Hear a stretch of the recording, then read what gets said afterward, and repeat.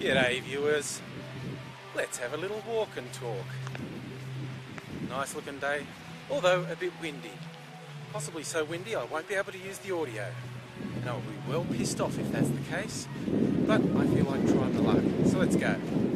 Today I wanted to have a little talk with you about comedy. Talk about, well, the history, the theory of comedy, because I am classically trained, as some people know. Particularly in the English European traditions, and it's informed a lot of what I do, so I know of which I speak.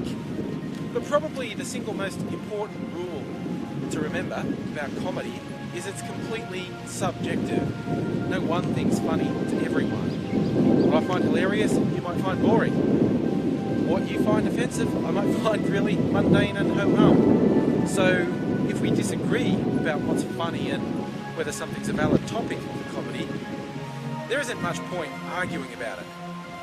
Because clearly, if you disagree with me, you're completely wrong and I'm completely right, and it would be a waste of time. But I'll press on anyway. In all seriousness, you're completely free to disagree with me. I won't bother debating the point, particularly not in a YouTube comment thread.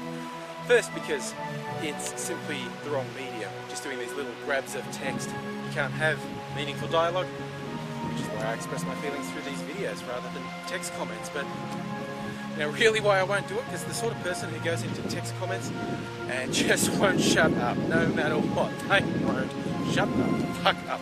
Why will they not shut the fuck up? I just want them to go the fuck away.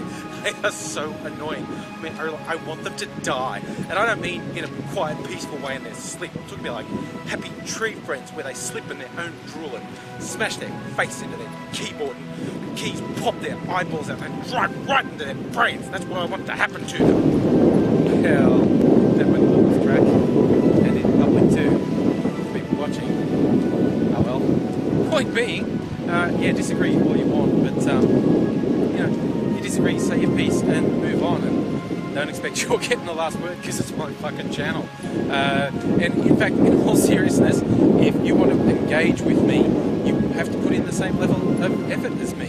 So if you're going to disagree, if you don't go to as much trouble and do a video that goes into as much depth as I do, I don't fucking care what you think. So anyway, the theory of comedy.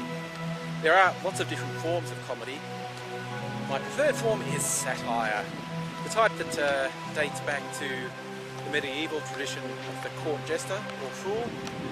Done a lot of training in that sort of work. That's where I get the mask work from. You see, the thing about the fool is the fool can speak truth to power. The jester can say whatever they want to the king and they don't get their head cut off. Because, I mean, what does it matter? The jester is so low and the king is so high, what harm can possibly happen if the fool makes a fool of the king? Because really, at the end of the day, the fool's still a fool, the king's still a king. But this is where satire is subversive, because under the guise of being the funny, crazy guy, you get to speak the truths people are scared to speak. Now, arguably, this is linked to Socratic irony. Yes, I'm bringing up Socrates, ancient Greek philosophy. Deal with it. You look in the modern world, things like Ali G, which I call Sacha Baron Cohen is his real name. Two of his characters in particular, Ali G and Borat, are essentially using Socratic irony, which is pretending you're the dumb one and asking the one who you think is wrong to explain why they're right. Just keep giving them enough rope until they hang themselves and they drop their mask and they let out their inner secrets, and you know what they're really thinking, because they've dropped their guard, because they're talking to someone who's so much dumber than them, so they get caught off guard. But yeah, I'm a fucking intellectual, don't fuck with me. So yeah, the sort of satire I like is making fun of things rather than just making silly jokes. If there's anything wrong with silly jokes, they have their place, but satire is all about picking a target and having a go. You may have noticed I'm not particularly into playing it safe. I honestly don't think there is a single topic that's off limits if you're funny enough. by, funny enough, I mean, you've got the comedic skills, the integrity in what you're doing, and you've got the intelligence to pick a target that deserves to be picked. And this is the whole principle of the fool and the king. So if you're the little guy having to go at the big guy, that's funny. If you're the big guy taking a shit on the little guy, well, you're just a prick, basically. And here we get to my central point, where I really don't get why white people can't see the difference between a white person doing blackface and a black person doing whiteface. Can you really not see the power imbalance there? Can you not see the difference between saying, stay in your place, darky, and challenging the power structure?